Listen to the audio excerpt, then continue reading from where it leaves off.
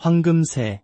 어느 왕에게 아름다운 정원이 있었는데 그 정원에는 나무 한 그루가 서 있었습니다.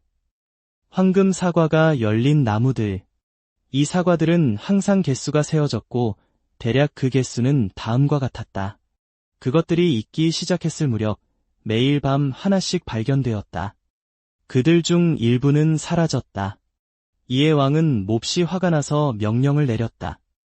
정원사는 나무 아래에서 밤새도록 망을 봐야 했다. 정원사는 그의 맏아들이 망을 보기로 했지만 12시쯤 잠이 들어버렸고 어느 날 아침 사과 하나가 또 사라졌다.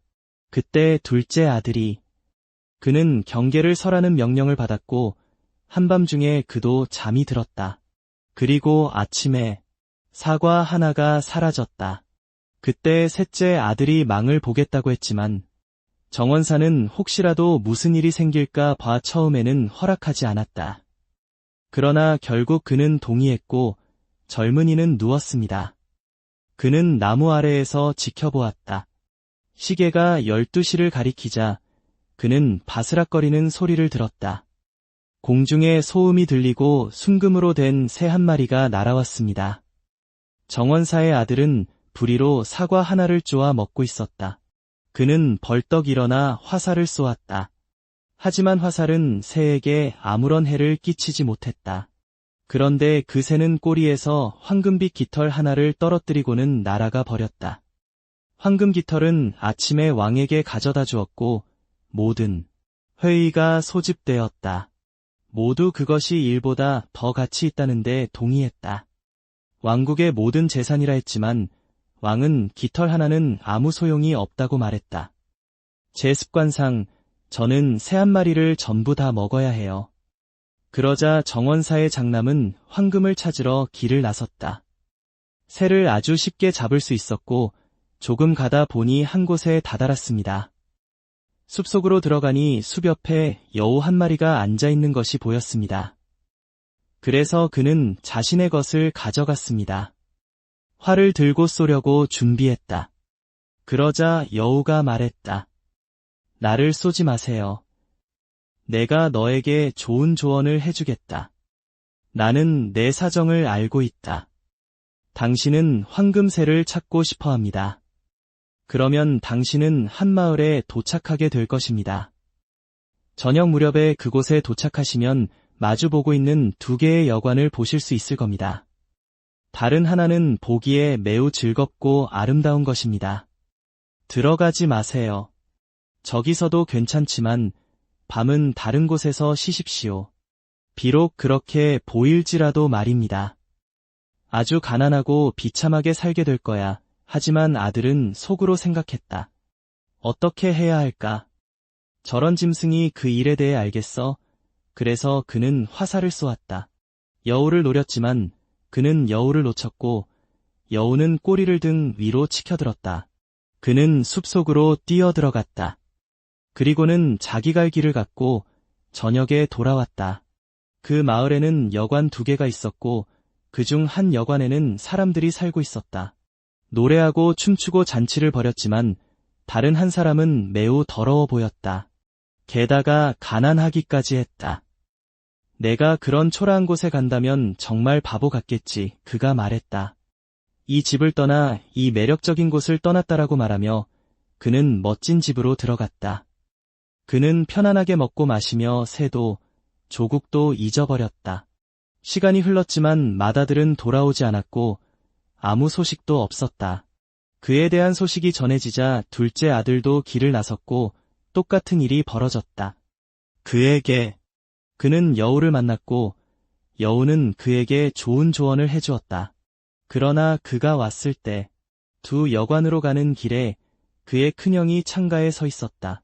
즐거운 잔치가 벌어지고 있었고 그들은 그에게 들어오라고 불렀지만 그는 들어올 수 없었다. 유혹을 뿌리치고 들어갔지만 황금새를 잊어버렸다. 그는 자기 나라에서도 같은 방식으로 행동했다. 시간은 또 흘러갔고 막내 아들 역시 모험을 떠나고 싶어 했다. 황금새를 찾아 넓은 세상을 떠나려 했지만 그의 아버지는 그러지 않으려 했다. 그는 아들을 매우 아꼈기에 그의 이야기를 오랫동안 들어주었다. 그는 자신에게도 불행이 닥쳐 그의 앞길을 막을지도 모른다는 두려움을 느꼈다. 돌아오는 길이었다. 하지만 결국 그는 가야 한다는 데 동의했다. 왜냐하면 그는 집에 머물지 않고 숲에 이르러 여우를 만나 소리를 들었다. 같은 좋은 충고였다. 그러나 그는 여우에게 감사하여 그렇게 하지 않았다. 그의 형제들이 그랬던 것처럼 그의 목숨을 노려보자 여우가 말했다. 내 위에 앉아라. 꼬리를 잡으면 더 빨리 갈 수 있을 거야. 그래서 그는 앉았고 여우는 꼬리를 잡기 시작했다. 그들은 달렸고 나무와 돌 위를 너무나 빠르게 달려가서 머리카락이 흩날릴 정도였다. 바람에 휘파람 소리가 났다. 그들이 마을에 도착했을 때 아들은 여우의 조언을 따랐고 그는 주위를 둘러보지도 않고 허름한 여관으로 가서 거기서 쉬었다. 그는 밤을 편안하게 보냈다. 아침이 되자 여우가 다시 나타나 그를 만났다. 그는 여행을 시작하며 말했다. 앞으로 쭉 나아가면 도착할 것이다. 한 성으로 향했는데 그 성 앞에는 수많은 병사들이 깊이 잠들어 있었다. 코골이, 신경 쓰지 말고 성 안으로 들어가 지나가십시오. 계속 가다 보면 황금새가 나무 새장에 앉아있는 방에 이르게 됩니다. 그 바로 옆에는 아름다운 황금 새장이 서 있습니다. 하지만 그 새장을 가져가려고 하지 마십시오. 새를 초라한 새장에서 꺼내 멋진 새장에 넣어주세요. 그렇지 않으면 너는 후회하게 될 거야. 그러자 여우는 다시 꼬리를 쭉 뻗었고 젊은이는 자리에 앉았고 그들은 나무와 돌을 넘어 떠났다. 그들의 머리카락이 바람에 휘날렸다. 성문 앞은 여우가 말한 대로였기에 아들은 안으로 들어갔다. 그리고 황금새가 나무 새장에 매달려 있는 방을 발견했다. 아래에는 황금 새장이 있었고 그 안에는 3개의 황금 사과가 놓여 있었다. 잃어버린 물건들이 그 근처에 널려 있었다. 그때 그는 속으로 생각했다. 이건 분명 저렇게 훌륭한 새를 이 초라한 새장에 가두다니 정말 우스꽝스러운 일이로군. 그는 문을 열고 그것을 잡아서 황금 새장에 넣었다. 하지만 새가 너무나 큰 소리로 울어대는 바람에 모든 병사들이 잠에서 깨어났습니다. 그들은 그를 포로로 잡아 왕 앞으로 끌고 갔다. 다음 날 아침, 법정은 그를 재판하기 위해 소집되었고 모든 심리가 끝난 후 법정은 그에게 다음과 같은 형벌을 선고했다. 그가 왕에게 달릴 수 있는 황금말을 가져다 주지 않으면 죽을 것이다. 바람처럼 빠르게, 그리고 그가 이렇게 하면 황금새를 얻게 될 것이다. 그에게 그의 것으로 주었다. 그리하여 그는 한숨을 쉬고 큰 절망에 빠진 채 다시 길을 떠났다. 그때 갑자기 그의 친구 여우가 나타나서 말했다. 이제 알겠지. 당신이 내 충고를 듣지 않아서 무슨 일이 벌어졌는지. 하지만 당신이 그렇게 한다면 황금말을 찾는 방법을 알려드리겠습니다. 내가 명하노니 성에 도착할 때까지 쭉 나아가야 한다. 말이 마구간에 서 있고 그 옆에는 마부가 곤히 잠들어 있을 것이다. 그리고 코골이, 말을 조용히 옮기되 늙은 말은 반드시 치워야 합니다. 그에게 얹힌 것은 가죽 안장이지 바로 옆에 있는 금 안장이 아니다. 그러자 아들은 여우 꼬리에 앉았고 그들은 가축대를 헤치고 나아갔다. 그리고 그들은 머리카락이 바람에 휘날릴 때까지 돌을 던졌다. 모든 것이 순조롭게 진행되었고 신랑은 황금빛 침대보에 손을 얹고 코를 골며 잠들었다. 안장. 하지만 아들이 말을 바라보니 몹시 안타까웠다. 그 위에 가죽 안장을 얹기 위해 나는 그에게 좋은 것을 주겠다. 그는 분명 그럴 자격이 있어 라고 말했다. 그리고 황금 안장에 올라탔다. 신랑이 잠에서 깨어나 너무 크게 울어서 모든 경비병들이 달려와 그를 데려갔다.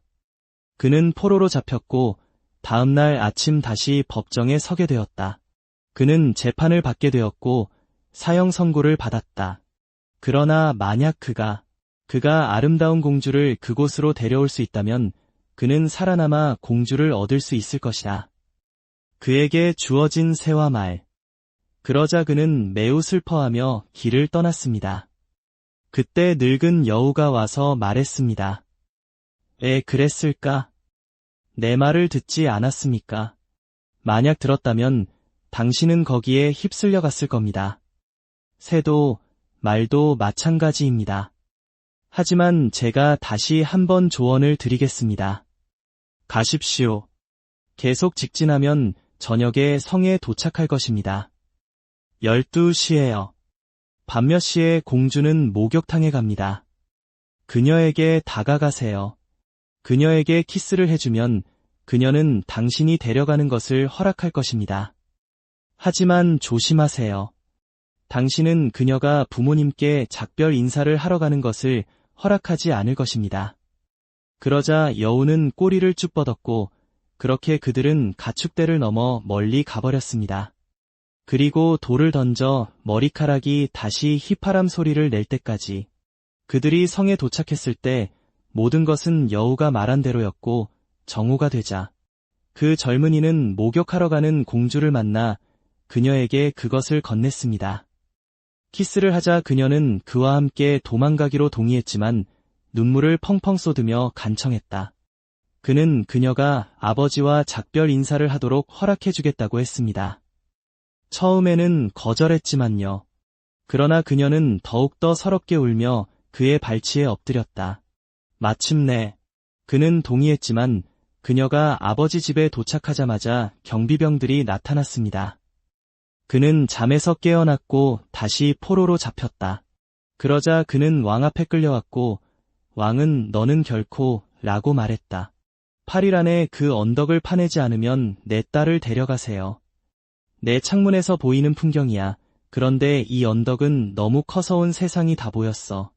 그것을 빼앗을 수 없었습니다. 그리고 그가 7일 동안 일한 후에 여우는 거의 아무것도 하지 않고 와서 말했습니다. 누워서 자렴. 내가 너를 위해 일하겠다. 그리고 아침에 그가 깨어보니 언덕은 사라져 있었다. 그래서 그는 즐거운 마음으로 왕에게 가서 이제는 그렇게 되었다고 말했습니다. 그는 제거당했고 그에게 공주를 넘겨줘야 한다. 그러자 왕은 약속을 지켜야 했고 그 젊은이는 떠났다. 그리고 공주가 있었는데 여우가 와서 그에게 말했습니다. 우리는 모두 가질 것이다. 셋이여, 공주, 말, 그리고 새여. 젊은이가 말했다. 정말 좋은 일이겠지만 어떻게 그걸 실현할 수 있을까요? 여우가 말했다. 내가 내 말을 들어주기만 한다면 모든 게 가능해. 내가 오면 왕에게 가서 왕이 아름다운 공주를 달라고 하면 여기 있습니다 라고 대답해야 합니다. 그녀는 그렇다. 그러면 그는 매우 기뻐할 것이며 너는 황금산에 오를 것이다. 그들이 너에게 줄 말을 받고 손을 내밀어 작별 인사를 하라. 그들에게 먼저 악수를 하되 공주와는 마지막으로 악수하십시오. 그런 다음 공주를 재빨리 안아 올리십시오. 뒤에 있는 말에게 박차를 가하고 옆구리를 쳐서 질주하세요. 최대한 빨리. 모든 일이 잘 풀렸어요. 그러자 여우가 말했죠. 당신이 그 성에 도착하면 저 새는 공주님과 함께 문 앞에 있을 거고 너는 말을 타고 들어가 왕에게 말을 걸고 왕이 그것이 옳은 일임을 알게 되면 말이 새를 가져올 것입니다. 하지만 당신은 가만히 앉아서 이렇게 말해야 합니다. 당신은 그것이 진짜 황금새인지 확인하기 위해 살펴보고 싶어 하는군요. 손에 쥐는 순간 그대로 달려가라. 이것 또한 여우가 말한 대로 일어났습니다. 그들은 새를 낚아챘습니다. 공주는 다시 말에 올라탔고 그들은 큰 숲으로 향했습니다. 그때 여우가 나타났습니다. 와서 말하기를 제발 저를 죽여 주십시오. 제 머리와 발을 잘라 주십시오 하였습니다. 그러나 젊은이가 거부하자 여우는 어쨌든 나는 주겠다 라고 말했다. 좋은 조언자시여, 두 가지를 조심하십시오. 교수형에 처해질 사람을 몸값으로 구출하지 마십시오. 그리고 강이 없는 곳에 앉아 있으라고 했다. 그러고는 그는 가버렸다. 젊은이는 그 조언을 지키는 건 그리 어려운 일이 아니지 라고 생각했다. 그는 공주와 함께 말을 타고 가다가 마침내 마을에 도착했습니다. 그는 두 형제를 남겨두고 떠났다. 그리고 그곳에서 그는 큰 소음을 들었다. 소란이 일어났고 그가 무슨 일이냐고 묻자 사람들은 두 남자가 라고 대답했다. 그들은 교수형에 처해질 것이다. 그가 가까이 다가가자 두 남자는 교수형에 처해질 위기에 처해 있었다. 그의 형제들은 강도가 되었는데 그래서 그는 그들은 어떤 범죄도 저지를 수 없겠느냐? 라고 말했다. 어떻게 구원받을 수 있겠습니까? 하지만 사람들은 그가 자신의 모든 것을 내놓지 않는 한안대입니다. 라고 대답했습니다. 그는 그 악당들에게 돈을 주고 그들의 자유를 사들였다. 그리고는 더 이상 머물지 않았다. 그 문제에 대해 생각해봤지만 요구한 금액을 지불했고 그의 형제들은 포기하고 그와 함께 집으로 향했다.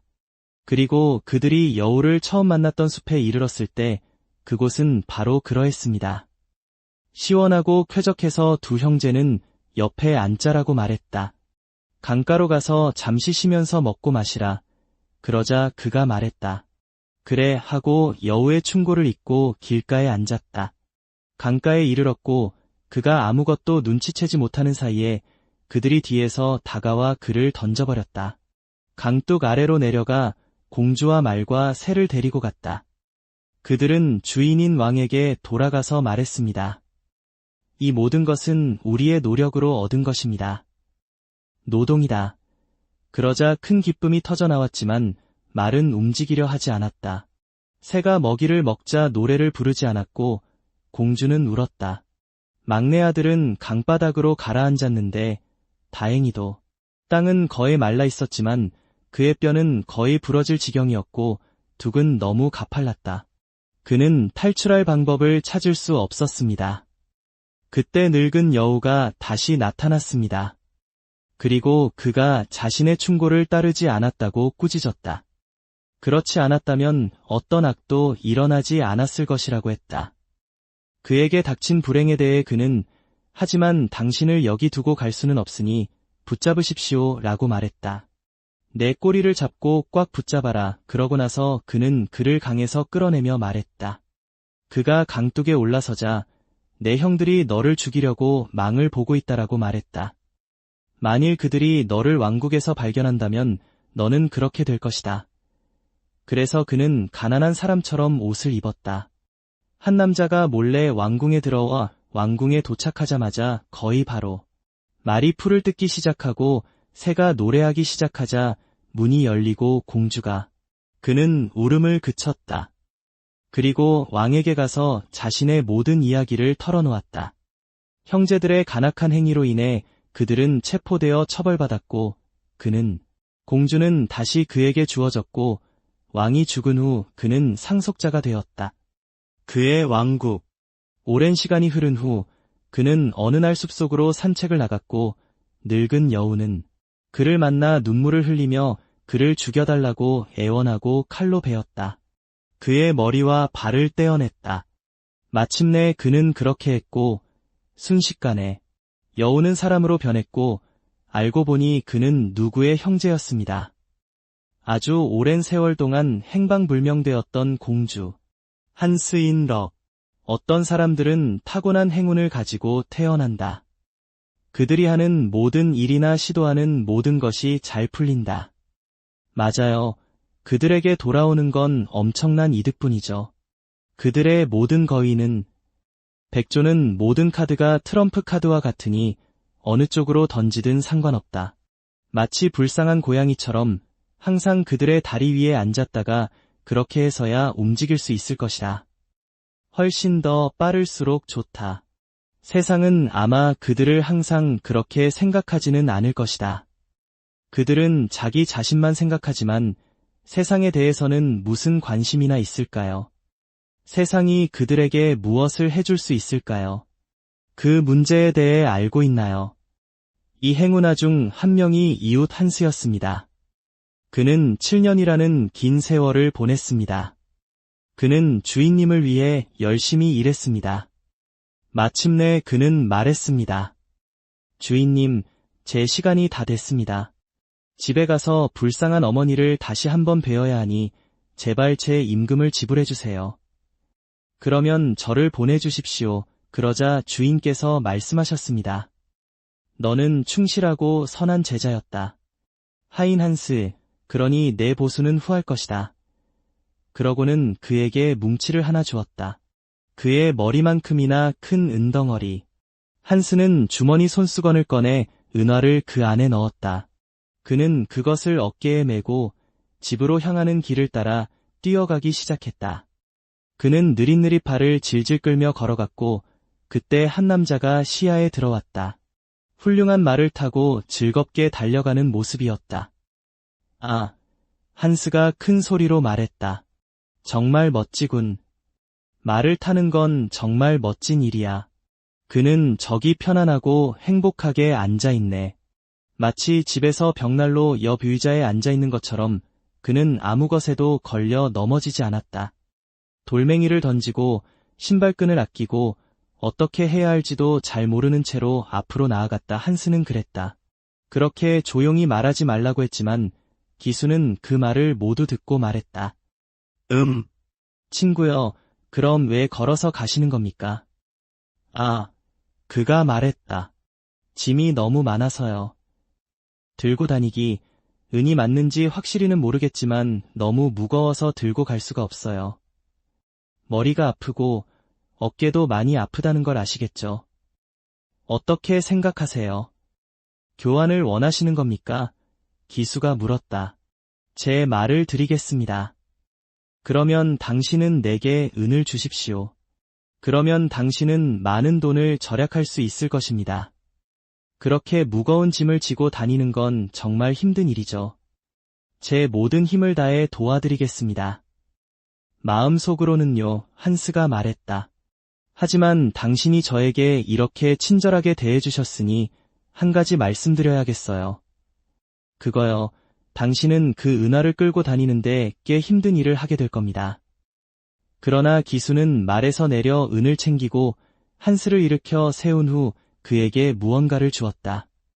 한 손에는 고삐를, 다른 손에는 채찍을 쥐고 말했다. 언제? 아주 빨리 가고 싶다면 입술을 쩝쩝거리며 울어라. 지프. 한스는 말에 올라타 자세를 바로잡고 허리를 펴면서 기뻐했다. 그는 팔꿈치를 펴고 발끝을 바깥쪽으로 돌린 후 채찍을 휘두르며 즐겁게 말을 타고 떠났다. 잠시 동안 누군가는 즐거운 곡조를 휘파람으로 불고 또 다른 누군가는 노래를 부른다. 걱정도 없고 슬픔도 없다. 내일은 잊어버리자. 우리는 웃고 즐거워할 거예요. 대리 마을에서 말 울음소리를 노래해.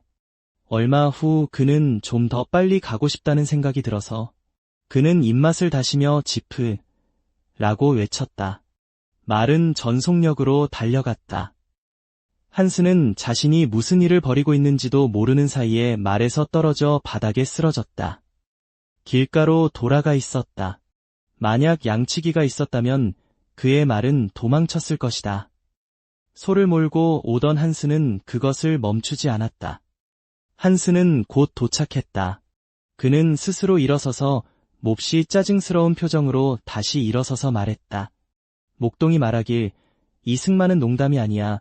운 좋게 이 말에 오를 수 있는 사람이 있다면 말이지. 이런 짐승은 비틀거리다가 마치 부서질 듯이 그를 내던져버린다. 그의 목. 하지만 이제 저는 완전히 떠날 겁니다. 저는 당신의 소가 아주 마음에 듭니다. 나에게 이런 속임수를 쓴 이 교활한 짐승보다 훨씬 나은 거래를 할 수 있을 거야. 제 제일 아끼는 코트가 이 무릉덩이에 젖어서 망가졌어요. 그런데 이 무릉덩이에서 냄새도 나네요. 꽃다발과는 별로 닮지 않았네요. 그 뒤로 천천히 걸어갈 수 있겠어요. 소, 좋은 사람들과 어울리고 매일 우유, 버터, 치즈를 먹으세요. 게다가 덤으로 받을 수 있다니. 그런 상을 받을 수만 있다면 뭐든지 할 텐데. 글쎄요, 라고 말했다. 목동이 말했습니다. 만약 당신이 그 소를 그렇게 좋아한다면 내 소를 당신의 소와 바꾸겠습니다. 나는 비록 그것으로 손해를 보더라도 이웃에게 잘해주는 것을 좋아합니다. 내가 할게. 됐어. 한스가 즐겁게 말했다. 저 착한 사람은 정말 고결한 마음을 가졌군. 그렇구나. 그는 생각했다. 그러자 양치기는 말에 뛰어올랐다. 한스는 그렇게 생각했다. 그리고 소에게 안녕하세요 라고 인사한 후 그는 말을 타고 떠났다. 한스는 코트를 털고 얼굴과 손을 닦고 잠시 쉬었다. 그러고 나서 그는 조용히 소를 몰고 가버리고는 이번 거래가 아주 운이 좋았다고 생각했다. 만약 내게 빵 한 조각밖에 없다면 그리고 나는 언제나 그럴 것이다. 그걸 구할 수 있다면 나는 언제든지 원할 때 버터와 치즈를 곁들여 먹을 수 있다. 그리고 내가 목이 마를 때는 소의 젖을 짜서 마실 수 있어요. 그리고 또 뭐가 있을까요? 내가 더 바랄 수 있을까? 그는 여관에 도착하여 멈춰서서 가지고 있던 음식을 모두 먹어치웠다. 그는 빵을 먹고 마지막 남은 돈까지 맥주 한 잔에 줬다. 그는 휴식을 취한 후 다시 길을 나서 소를 몰고 어머니의 집으로 향했다. 마을이었다. 하지만 정오가 되자 더위는 더욱 심해져서까지 이르렀다. 마지막으로 그는 자신을 넓은 황무지에 발견했는데 그곳은 그에게 훨씬 더 많은 시간을 요구할 것이었다. 1시간 동안 강을 건너던 그는 너무 덥고 목이 말라 혀가 굳어지기 시작했다.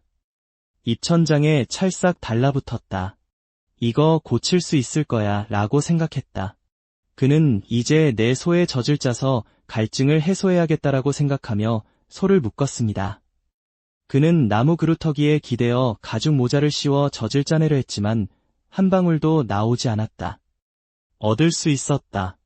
누가 이 소가 가져다 줄 것이라고 생각이나 했겠는가. 그에게 우유, 버터, 치즈는 그동안 전혀 공급되지 않았던 걸까. 한스는 그 부분을 살펴볼 생각은 전혀 못했어요. 그는 젖짜기 사업에 뛰어들어 운을 시험해보고 있었고 그 문제를 매우 잘 처리하고 있었다. 불안해하던 짐승은 어설프게도 그를 매우 귀찮은 존재로 여기기 시작했고 그때 마지막으로 그는 머리를 세게 걷어차 쓰러뜨렸고 그는 그곳에 있었다. 그는 오랫동안 의식을 잃은 채 누워 있었다. 다행히 곧 정육점 주인이 차를 몰고 와서 그를 도와주었다. 손수레에 실린 돼지. 이봐, 왜 그래? 라고 말했다. 정육점 주인이 그를 일으켜 세우며 말했다. 한스는 그에게 무슨 일이 있었는지, 어떻게 된 일인지 이야기했다. 그는 목이 말라 소의 젖을 짜려고 했지만 소도 젖이 말라 있는 것을 발견했습니다. 정육점 주인은 그에게 맥주 한 병을 주며 자, 마시고 기운을 차리세요 라고 말했다. 당신 스스로 그렇게 하세요. 당신의 소는 당신에게 우유를 주지 않을 겁니다. 그 소가 늙었다는 걸 모르시나요? 짐승이라니 도살장에나 쓸모있는 존재인가? 아이고, 슬프도다. 라고 말했다. 한스, 누가 이런 일이 일어날 거라고 생각했겠어. 내 말을 데려가다니 정말 안타깝군. 말은 소만 줘. 내가 그 소를 죽이면 무슨 소가 되겠어. 난 그 소가 싫어. 소고기는 제 입맛에는 너무 퍽퍽해요. 만약 돼지고기였다면 당신이 운전하고 있는 저 뚱뚱한 신사부는 아주 편안해 보이시네요. 그렇게 해도 괜찮을 것 같아요. 그걸로 뭐라도 만들어야겠어. 어쨌든 소시지는 만들 수 있을 거야. 라고 말했다. 정육점 주인은 친절을 베풀어달라는 부탁을 받으면 거절하는 걸 좋아하지 않아요. 라고 말했다. 이웃처럼 친절하게 대해줘. 널 기쁘게 해주려고 내가 변해서 내 좋은 살을 줄게. 돼지를 소에게 주다니. 하늘이 당신의 친절과 희생에 보답하길. 한스는 정육점 주인에게 소를 건네주며 말했다.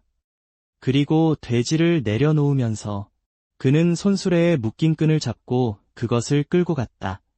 그것의 다리. 그는 계속 조깅을 했고 이제 모든 것이 순조롭게 진행되는 듯했다. 그는 만났기 때문이다. 물론 불행한 일도 있었지만 그는 이제 그 모든 것에 대한 충분한 보상을 받았다. 그와 같은 여행 동반자가 있었는데 어찌 그렇지 않을 수 있겠는가.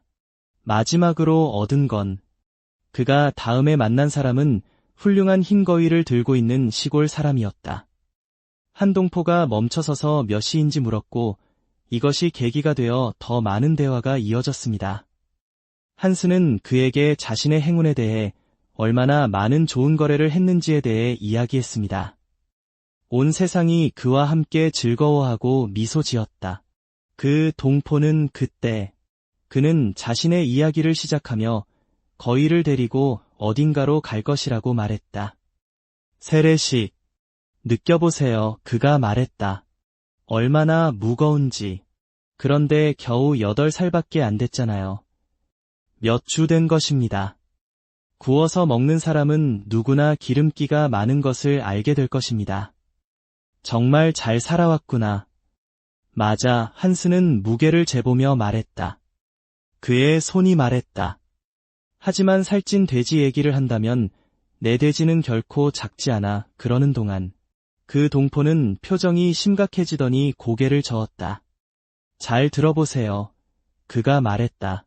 존경하는 친구여, 당신은 좋은 사람 같아 보이니 어쩔 수 없이 이렇게 해야겠소. 당신에게 친절한 보답을 하세요. 당신의 돼지가 당신을 곤경에 빠뜨릴 수도 있습니다. 제가 사는 마을에서는 방금 다녀왔는데 영주님이 돼지우리에서 돼지 한 마리를 도둑 맞았어요. 당신을 봤을 때 당신이 영주의 돼지를 잡았을까 봐 몹시 두려웠습니다. 당신이 그런 일을 하고 그들이 당신을 잡으면 당신에게는 아주 힘든 일이 될 겁니다. 최소한 그들이 할 일은 너를 말 연못에 던져 넣는 것뿐이야. 수영할 줄 아니.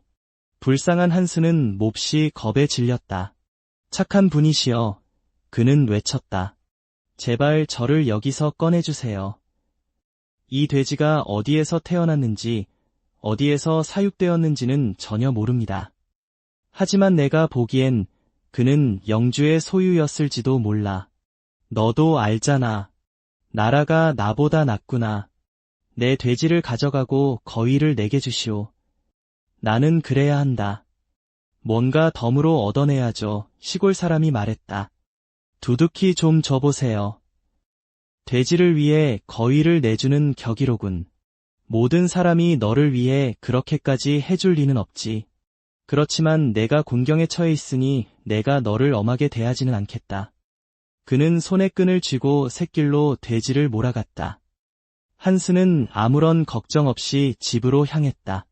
어쨌든 그는 저 녀석은 완전히 속았군. 누구 돼지든 상관없어 라고 생각했다. 그렇긴 하지만 어디서 왔든 간에 제게는 아주 좋은 친구였습니다. 가장 유리한 거래를 하게 될 겁니다. 우선 아주 맛있는 로스트 요리가 있을 거예요.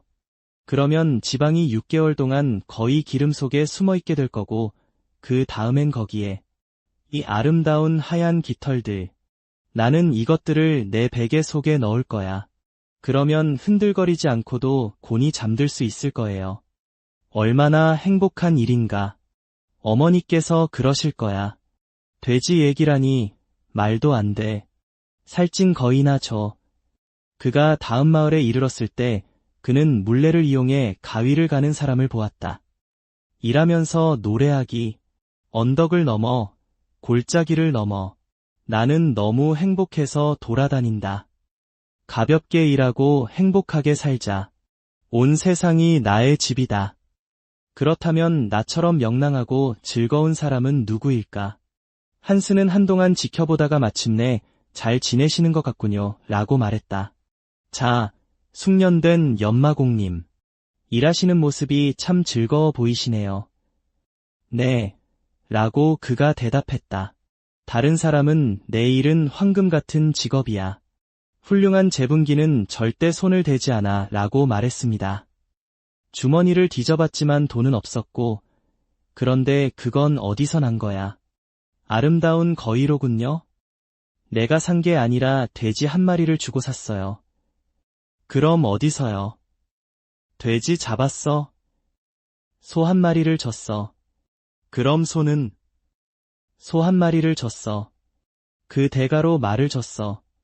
그 말은? 내 말만큼 큰 은덩어리를 줬지.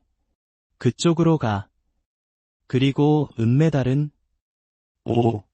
저 7인치짜리 은메달 따려고 정말 열심히 노력했어요. 수년이 지났군.